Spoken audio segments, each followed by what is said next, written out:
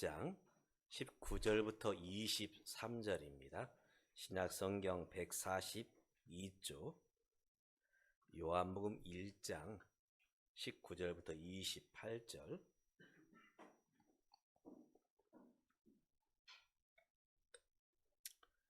말씀을 함께 읽을 때에 제가 홀수절, 여러분이 짝수절, 또 우리 영상으로 예배를 드린 성도님들도 함께 말씀을 읽어 주시기 바랍니다. 유대인들이 예루살렘에서 제사장들과 레위인들을 요한에게 보내어 내가 누구냐 물을 때에 요한의 증언이 이러하니라. 요한이 드러내어 말하고 숨기지 아니하니 드러내어 하는 말이 나는 그리스도가 아니라 한데, 또 묻되 그러면 누구냐? 내가 엘리야냐? 이르되 나는 아니라. 또 묻되 내가 그 선지자냐? 대답하되 아니라. 또 말하되 누구냐? 우리를 보낸 이들에게 대답하라. 너는 내게 대하여 무엇이라 하느냐? 이르되 나는 선자 이사의 말과 같이 주의 길을 곧게 하라고 광야에서 외치는 자의 소리로라 하니라. 그들은 바리새인들이 보낸 자라. 또 물어 이르되 내가 만일 그리스도도 아니요 엘리야도 아니요 그 선자도 아닐진데 어찌하여 세례를 베푸느냐? 요한이 대답하되 나는 물로 세례를 베풀거니와 너희 가운데 너희가 알지 못하는 한 사람이 섰으니 곧 내 뒤에 오시는 그이라. 나는 그의 신발끈을 풀기도 감당하지 못하겠노라 하더라. 이 일은 요한이 세례 베풀던 곳 요단강 건너편 베다니에서 일어난 일이니라. 아멘. 얼마 전에 새벽 예배를 가려고 일어났습니다. 제가 보통 새벽 예배 가기 위해서 일어나는 시각은 보통 한 4시 반쯤 됩니다. 네, 마침 핸드폰이 울리더라고요. 그래서 받았습니다. 저는 웬만하면 전화를 다 받습니다.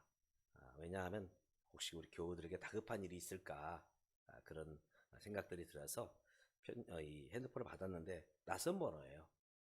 그런데 다짜고짜 계속 말씀을 하시더라고요. 근데 내가 아는 분도 아니고 또 제 스마트폰에 저장된 그런 번호도 아니에요. 한참을 듣고 있다가 선생님 혹시 누구에게 전화하셨습니까? 했더니 저쪽에서 혹시 아무개 아닙니까? 그러시더라고요. 그래서 저는 아니라 했더니 죄송하다, 새벽부터 미안하다 하면서 전화를 끊으셨습니다. 우리 아들들이 군대에 가면 이제 훈련소를 가게 됩니다. 그리고 이제 훈련병들에게 이런 교육을 시킵니다. 너희 이제 지휘관들이 너를 부르거나 지시할 때 반드시 이제 계급과 이름을 대해야 된다. 이것을 관등성명 이렇게 부릅니다. 그래서 지휘관이나 이제 그 부사관들이 또 소대장이 이름을 가르치면은 예, 이병 홍길동 이렇게 얘기를 해야 돼요.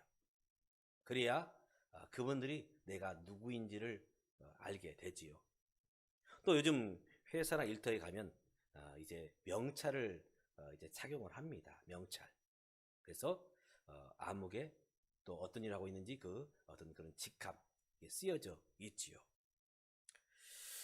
만약에 어떤 분이 여러분에게 당신이 누구입니까? 제가 이제 어떤 일을 처리할 때 물어요. 선생님 누구십니까? 예, 저는 이은성입니다. 어떤 일 하세요? 예, 저는 주안의 행복한교회 담임 목사입니다.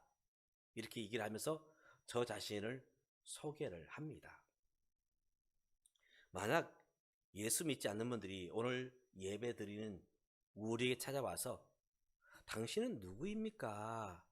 이렇게 물으신다면 여러분 어떻게 대답하시겠습니까? 아마 그분들이 묻는 것은 단순히 이름이 뭐냐? 이름을 말하는 것은 아닐 것입니다. 도대체 어떤 일을 하시느냐? 정체성을 묻고 있는 것이죠. 오늘 이 말씀을 보면, 오늘 요한복음 1장을 보면은 세례 요한이 자기를 향해서 묻는 이들에게 대답을 잘 하고 있습니다. 바리새인들이 세례 요한에게 사람을 보내어서 당신이 누구냐 묻고 있죠. 단순히 이름을 묻고 있는 것이 아닙니다. 이 요한이란 이름 알고 있어요. 그의 출신 제사장 가문의 이제 이 가문에 속한 제사장 출신임을 알고 있습니다. 이때 세례 요한이 이렇게 대답을 합니다.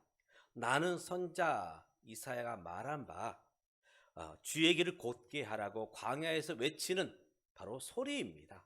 광야에서 외치는 소리. 한번 따라서 해볼까요?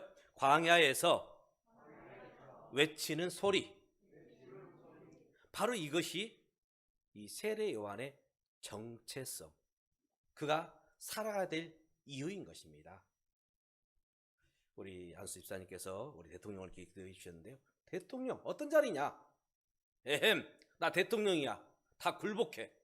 이런 자리입니까? 아니죠. 백성들의 머슴이 돼야 되고 신분권이 돼야 되고 섬기는 자가 대통령이죠. 바로 세례 요한은 자신이 누구인지 알았습니다. 나는 주님의 길을 곧게 하라고 광야에서 외치는 자의 소리다. 우린 저마다 소리를 내면서 살고 있습니다. 저마다 소리를 내면서 살고 있어요. 우리는 어떤 소리를 내야 될 것인가? 사람이 태어나면서 누구나 이제 소리를 냅니다. 그래서 만약 소리를 안 내면 어떻게 하느냐? 어떻게 할까요? 우리 아기들이, 갓난 아기가 태어나면 소리를 내는데 어떤 소리를 낼까요? 우리 갓난 아이들이 태어날 때 어떤 소리를 내요? 우는 소리. 울어야 됩니다. 왜냐하면 이 아이들은 울면서 호흡하는 법을 배워요. 울면서. 울지 않으면 뭐가 이상한 거죠. 그래서 의사 선생님이 이 갓난아이의 엉덩이 볼짝을 때립니다. 그러면 아이가 아파서 이제 울게 되죠. 바로 이 울음을 통해서 아이는 자기의 상태를 이제 부모에게 알려줍니다. 엄마, 나 배고파. 엄마, 나 응가했어. 바로 울음을 통해서 자기를 표현을 하지요. 그리고 그가 이제 말을 하게 될 때는 구체적으로 말합니다. 맘마, 또 아빠. 엄마를 부르기도 하고 또 맘마를 달라기도 하고 아빠를 찾기도 하고 자기의 목소리를 내죠. 지난 주간에도 한 여자 목사님께서 돌아가셔서 장례식에 다녀왔습니다. 사람은 태어날 때 소리로 시작해서 이제 돌아가시면 더 이상 소리가 나지 않습니다. 소리로 시작해서 소리로 마치는 것이 우리 인생의 삶이죠. 오늘 세례 요한은 자신들에게 너는 누구냐? 이 물음 앞에서 자기의 그 삶의 이유를 말합니다. 나는 광야에서 외치는 자의 소리다. 사실 세례 요한은 제사장으로서 안정되게 또 존경받으며 아무런 부족함 없이 살 수 있었지요. 그러나 그는 스스로 광야로 갑니다. 광야에 살면서 메뚜기와 석청을 먹고 또 이 목동들이 입는 약대 털옷을 입고 삶을 살아갑니다. 왜냐하면 그는 사명을 알았기 때문이죠. 세례 요한이 이 땅에 온 목적이 뭐냐? 그가 살아가는 이유가 뭐냐? 그가 태어날 때에 이제 천사가 그의 아버지 사랴와 어머니 엘리사벳에게 나타나서 이야기합니다. 바로 이 아이는 주의 길을 예비하는 자다. 주의 길을 예비하는 자. 세례 요한은 태어나서 이제 그가 자랐고 그리고 이제 예수님이 나오시기 전까지 예수님을 소개하며 예수님의 길을 예비하는 자의 삶을 살게 되지요. 그러면서 그가 예수님을 소개하는 소리를 내게 됩니다. 오늘 저와 여러분이 이 땅에 태어난 것 그저 우연히 어쩌다가 태어난 것이 아니죠. 하나님의 뜻 가운데, 하나님의 계획 가운데 오늘 이 가정에 우리가 태어났고 이 일터에서 일하고 있고 또 믿음의 공동체인 우리 주안의 행복에서 함께 믿음 생활을 하고 있는 것입니다. 이 속에서 우리가 어떤 소리를 내야 될 것인가? 어떤 소리? 사람이 말을 참 잘해야 되죠. 그래서 말 한마디로 얼마의 빚을 갚아요? 천냥의 빚을 갚는다. 말을 잘해야 됩니다. 우리 어떤 말을 해야 되느냐? 어떤 소리를 해야 되느냐? 바로 하나님이 원하시는 소리를 내야 되는 것입니다. 바로 그것이 사명이죠. 세례 요한은 바로 그가 온 목적, 사명을 감당하면서 바로 예수님의 길을 예비하는 소리를 내었던 것입니다. 오늘 저와 여러분이 사명자로서 바로 복된 소리를 낼 수 있기를 주님의 이름으로 축복합니다. 아멘. 그러면서 많은 관심을 갖게 됩니다. 많은 사람들이 세례 요한에게 세례를 받아요. 그리고 과연 하나님께서 그를 보내셨구나, 그것을 깨닫게 됩니다. 예수님이 오시기 전까지 구약의 마지막 선지자는 누구냐? 우리 구약 성경 마태복음 그 첫 장 앞장에 보면은 이제 말라기 선지자가 나옵니다. 말라기 선지자. 그리고 말라기 선지자 이후에 세례 요한까지 아무런 선지자가 나오지 않습니다. 그리고 나서 이제 세례 요한이 와서 주의 길을 예비하면서 하나님의 말씀을 증거하게 되죠. 사람들이 하나님 보내신 자를 기다렸죠. 그 사람들이 이 세례 요한에 대해서 기대가 있었습니다. 하나님께 보내신 메시아가 아닌가.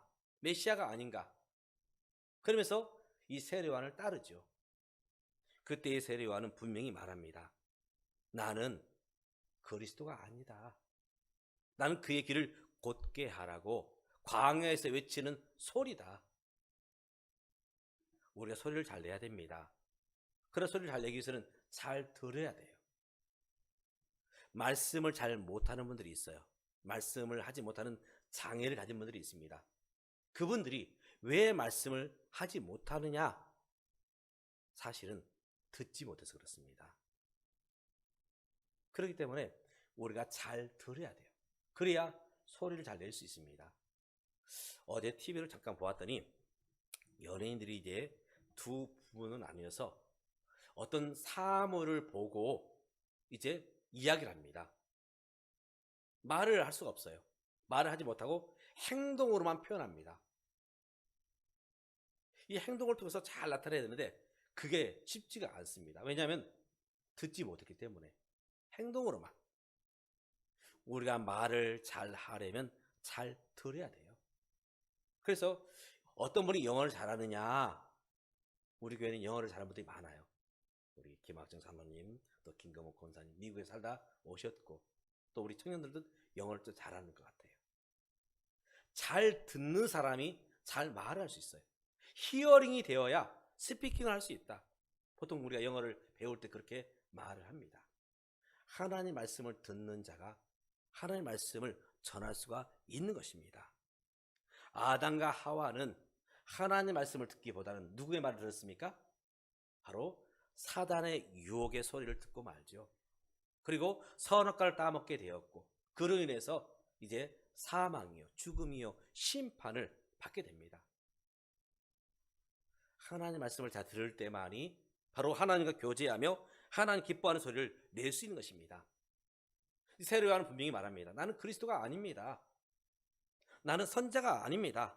나는 다만 이 땅에 오실 예수 그리스도, 그분을 증거하기 위해서 온 광야에 외치는 소리일 뿐입니다. 그러면서 예수님은 어떤 분이냐? 이렇게 증거합니다. 세상 죄를 지고 가는 하나님의 어린 양이다.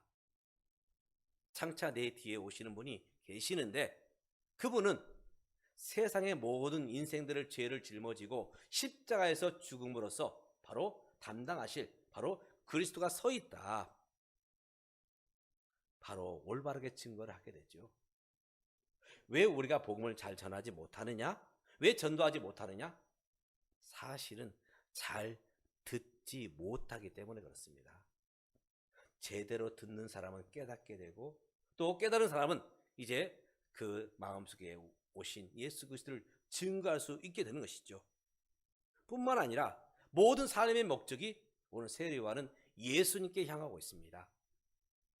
세례 요한이 와서 이제 하나님의 나라를 증거할 때에 그에게도 제자들이 모여들었습니다. 그때 그 제자들 향해서 이제 내 제자로 머물지 말고 예수님을 따르는 제자가 되어야 된다. 예수님께 보냅니다. 그 대표적인 제자가 누구냐? 안드레와 바로 사도 요한이죠. 오늘 우리도 광야에 외친 자를 소리로 삶을 살아야 되고 또 함께 이제 예수님이 기뻐하는 삶을 살아가야 된다는 것입니다. 그래서 우리는 세례 요한의 모습을 보아야 됩니다. 지금 그가 어디에 서 있느냐? 광야에 서 있습니다. 광야. 광야가 어떤 곳입니까? 사실은 사람들이 많은 곳이 아니에요. 즐거운 것도 아닙니다. 잔치가 있는 것도 아니에요. 적막한 곳, 황폐한 곳, 사막에 이제 그 모래바람이 부는 곳, 이것이 광야죠. 보통 우리가 광야 이렇게 말하면 사실은 힘들 때를 우리는 광야라 말합니다. 힘들 때.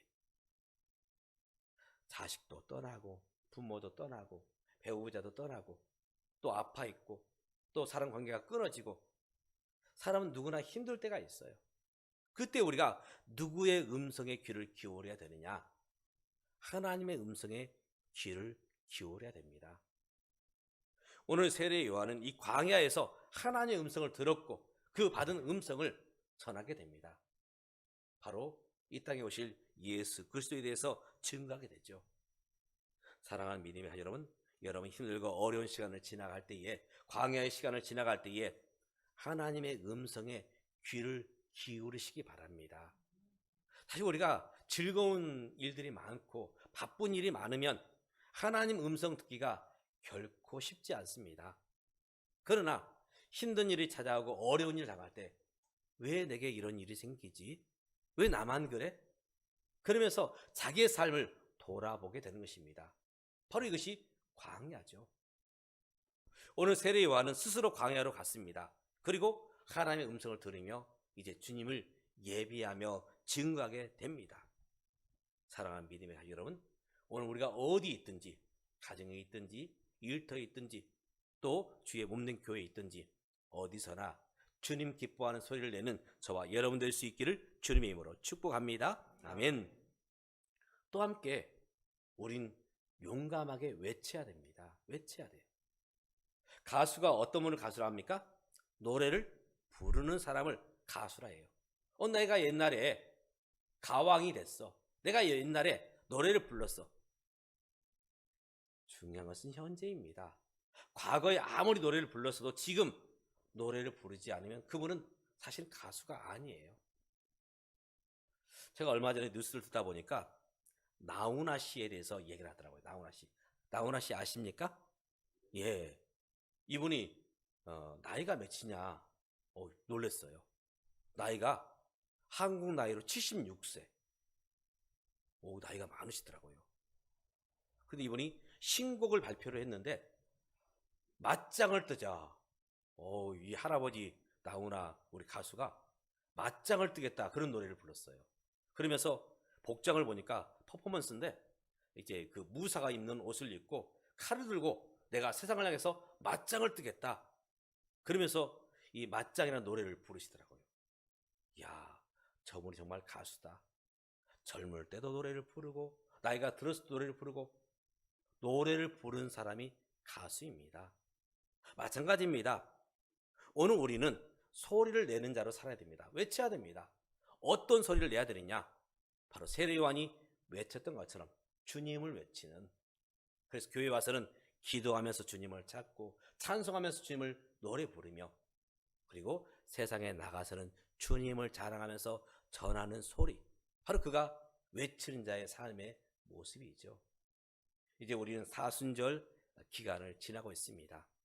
우리 이 기간들 속에서 우리가 함께 교회에서는 기도하고 찬송하며 주님을 찾고 주님을 노래하고 또 세상에 나가서는 주님을 증거하며 주님을 소개하는 그런 복된 믿음의 소리를 낼 수 있는 저와 여러분 되시기를 주님의 이름으로 축복합니다. 기도하겠습니다.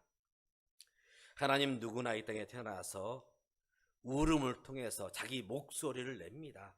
또 그가 자라면서 이제 많은 소리를 냅니다.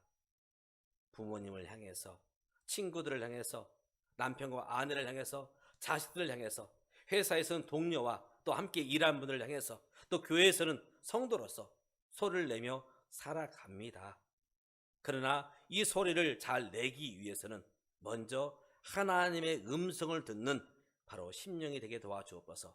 올바로 듣게 하시고 또 올바로 들을 뿐만 아니라 올바르게 전할 수 있는, 올바르게 말할 수 있는, 올바르게 소리를 낼 수 있는 오늘 우리의 모습 되게 하여 주시옵소서.